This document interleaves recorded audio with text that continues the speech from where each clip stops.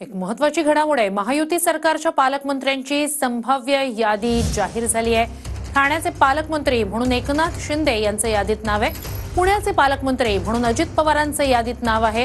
धाराशिवचे पालकमंत्री म्हणून धनंजय मुंडे यांचं यादीत नाव आहे। तर रायगडचं पालकमंत्री पद म्हणून गोगावले आणि अदिती तटकरे यांचं नाव चर्चेत आहे। राज्यातले पालकमंत्र्यांची ही संभाव्य यादी एकनाथ शिंदे ठाण्याचे पालकमंत्री, नागपूरचे पालकमंत्री पद बावनकुळे यांच्याकडे जाणारी ही संभाव्य यादी सांगते। अजित पवारांकडे पुणे आणि बीड, तर सांगलीचं पालकमंत्री पद शंभूराज देसाईंकडे, शिवेंद्रराजे भोसले यांच्याकडे, साताऱ्याचं छत्रपती संभाजीनगरमध्ये संजय शिरसाट किंवा अतुल सावे, जळगावमध्ये गुलाबराव पाटील यांचं नाव समोर येतं आहे, तर यवतमाळमध्ये संजय राठोड यांचं नाव समोर येते। कोल्हापूरसाठी हसन मुश्रीफ, राधाकृष्ण विखे पाटील यांचं नाव अहिल्यानगरसाठी समोर येत आहे। अमरावतीसाठी नाव चंद्रकांत पाटील यांचं समोर येत आहे। नरहरी झिरवाळ यांचं नाव चंद्रपूर जिल्ह्यासाठी समोर येत आहे। अधिक जाणून घेऊया आपले प्रतिनिधी प्रदीप कापसे यांच्याकडनं। प्रदीप, ही संभाव्य यादी काय, अधिकची माहिती?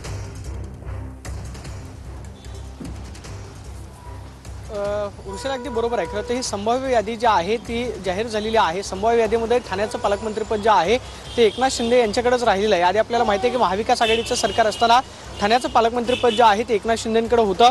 दुसऱ्या बाजूला ज्यावेळेस अजित पवार महायुतीमध्ये सहभागी झाले त्यावेळेस चंद्रकांत पाटलांचं पालकमंत्रीपद काढून अजित पवारांना देण्यात आलं। त्यामुळे पुण्याचं पालकमंत्रीपद जे आहे ते अजित पवारांकडेच राहताना आपल्याला पाहायला मिळतं। तर अतिरिक्त जबाबदारी म्हणजे बीड जिल्ह्याची अजित पवारांनी जबाबदारी घेतल्या असं संभाव्य यादीमध्ये आपल्याला पाहायला मिळतंय की अजित पवार हे बीड जिल्ह्याचे पालकमंत्री म्हणून पुढचा कार्यभार जे आहे ते सांभाळू शकतात। तर दुसऱ्या बाजूला धनंजय मुंडे जे आहेत ते त्यांना खरं तर धाराशिव जिल्ह्याचं पालकमंत्रीपद जे आहे ते मिळू शकतं। मात्र इतर काही जिल्ह्यांमध्ये महायुतीमध्ये स्पर्धा जी आहे ते आपल्याला पाहायला मिळते, ज्याच्यामध्ये छत्रपती संभाजीनगरमध्ये संजय शिरसाट विरुद्ध अतुल सावे खरं तर महायुतीमध्ये संघर्ष आहे, त्यामुळे तिथलं पालकमंत्रीपद नक्की कोणाकडे जाणार। दुसऱ्या बाजूला रायगडमध्ये जे शिवसेना शिंदे गटाचे भरत गोगावले आहेत आणि दुसऱ्या बाजूला राष्ट्रवादीच्या मंत्री अदिती तटकरे यांच्यामध्ये सुद्धा एक स्पर्धा असताना पाहायला मिळते।